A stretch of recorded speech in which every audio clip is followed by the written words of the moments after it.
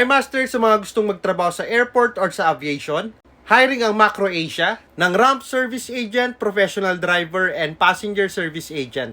Ang PSA or Passenger Service Agent, ito yung mga nakikita nyo yung nag-check-in, nagbabantay sa boarding gate, or mga nag-a-assist sa inyo sa arrival.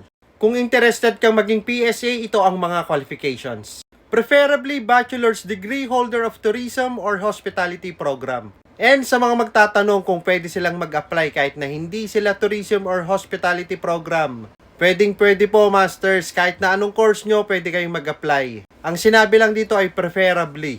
With excellent customer service skills, having the ability to work in stressful and time-constrained situations, good interpersonal skills and good moral character, good oral and written communication skills, willing to work on shifting schedule. And para naman sa Ramp Service Agent, Professional Driver, at least high school graduate with professional driver's license with restrictions 1, 2, and 3.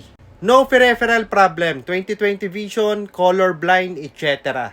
Preferably at least 1 year of experience in operating ramp equipment or equivalent. Willing to work on shifting schedule. Sa mga gustong mag-apply, sa August 29 to 30, 2024, Thursday and Friday, 8 a.m. to 12 p.m. Ang location, 3rd floor, Macro Asia HR Office, Freight Building, Pascor Drive, Barangay Santo Niño, Parañaque City. At kailangan nyong dalhin ang inyong NBI clearance, National Police Clearance, and Barangay Clearance. Bali, ito yung post nila, Open Day Recruitment. At dito sabi, please wear corporate attire in skirt for female and pants for male. For PSA applicants only. Smart casual attire for RSA applicants in short sleeves. And syempre, dalhin nyo yung photocopy ng driver's license nyo para sa mga RSA or Ramp Service Agent. And kapag follower ka ni Master Bay, alam nyo bang nag-start ako as PSA or Passenger Service Agent? Itong mga position na to, mga entry level.